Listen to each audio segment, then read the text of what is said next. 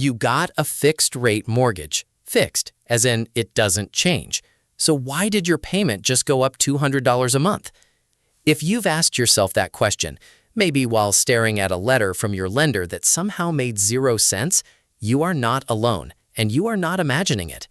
This is one of the most common and least explained things that happens to homeowners, and it catches people off guard every single year. Here's what I'll tell you up front. Your interest rate is fine. Your loan is fine. The culprits are two things hiding inside your payment that most people don't even know are there: property taxes and homeowners insurance. By the end of this video, you'll know exactly why this happens, how to see it coming before it hits you, and most importantly, what you can actually do about it. Let's get into it. The fixed rate myth. What's actually inside your payment? Most people think of their mortgage payment as one number, but it's actually 4 numbers bundled together. Lenders call this PITI: principal, interest, taxes, and insurance. P. Principal. What chips away at your loan balance. Truly fixed. I. Interest. What the bank earns.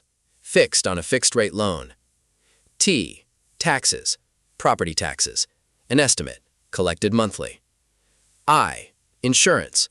Homeowners plus PMI if applicable. Also an estimate. The P and I portions, truly fixed. They don't budge on a fixed-rate loan. That part of the promise holds. But the T and I? Those are estimates. Your lender collects them monthly and parks them in something called an escrow account. Think of escrow like a savings jar your lender holds on your behalf, collecting a little from you every month so it can pay your tax and insurance bills when they come due, usually once or twice a year. Here's a realistic breakdown of what that looks like. Say your payment is $2,329 a month. That might actually be about $1,550 in principal and interest, the fixed part. Then roughly $500 going toward property taxes. Then about $279 toward insurance.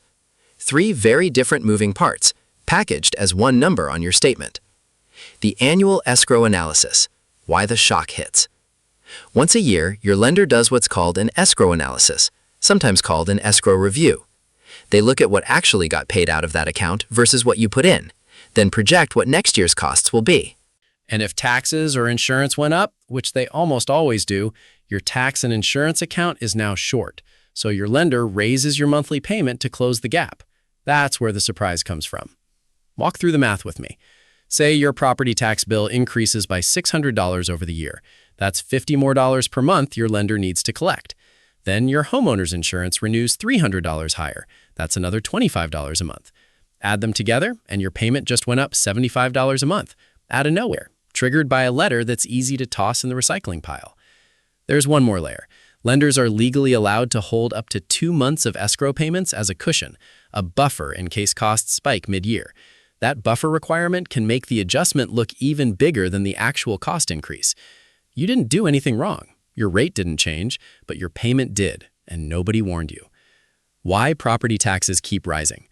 Property taxes are set by local governments using a simple formula. Your home's assessed value multiplied by the local mill rate, the tax rate per $1,000 of value. When home values rise, assessments eventually catch up, and your tax bill follows. Post-2020, home values surged fast. Many homeowners saw their values spike, and then, sometimes a year or 2 later, received reassessment notices that quietly fed into higher escrow payments. The delay made it feel random. It wasn't. Insurance is its own story.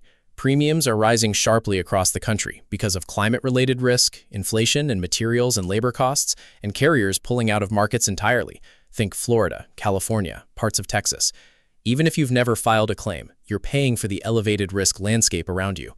The system isn't broken, it's just poorly explained, and that ends here. What you can actually do. 4 strategies. These 4 strategies go from reactive to proactive. Start with number 1 right now. Strategy 1. Request your escrow analysis and actually read it.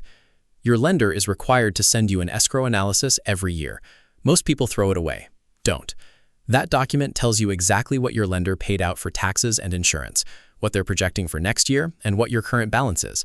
If something looks off, a tax amount that seems too high, an insurance figure you don't recognize, you have the right to call and ask questions. Lenders make errors. A 15-minute phone call has saved homeowners hundreds of dollars. Strategy 2. Appeal your property tax assessment.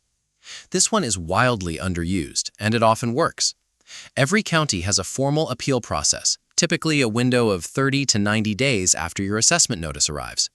You can challenge your assessment if recent comparable home sales in your neighborhood are lower than what you've been assessed at, or if there are factual errors in your property record, wrong square footage, wrong number of bedrooms, that kind of thing.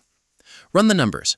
A successful appeal that reduces your assessed value by $30,000 could save you $300 to $1,000 a year, depending on your local mill rate. That flows directly back into your escrow. Action step: search Your County Property Tax Appeal. Most counties have the form on their website. Strategy 3. Shop your homeowner's insurance every single year. Most people pick a policy when they close and never look at it again. Insurers count on that. Getting 2 or 3 competing quotes at renewal can save you $200 to $600 a year. Bundling your home and auto with one carrier typically yields a 10 to 15% discount. And if you have solid cash reserves, raising your deductible can meaningfully lower your premium. Just don't cut coverage to save money. That's a trade-off that rarely ends well. Strategy 4. Build your own escrow buffer in your head. Instead of getting blindsided every January, treat your escrow adjustment as a known variable. Each year, assume your total payment will rise somewhere between $50 to $100 a month and budget around that assumption. If you get a year where it doesn't go up, that's found money. This mental reframe turns a surprise into a plan. It's a small shift that makes a real difference in how in control you feel about your finances. Here's the short version. Your mortgage payment goes up because of your escrow account, not your interest rate. Property taxes and insurance are the culprits, and they move every year whether they're paying attention or not. 3 things to take with you. Read your escrow analysis when it arrives, look into appealing your tax assessment if you haven't, and shop your insurance at renewal. Those 3 moves alone can put hundreds of dollars back in your pocket. You're not powerless here. You just needed to know where to look.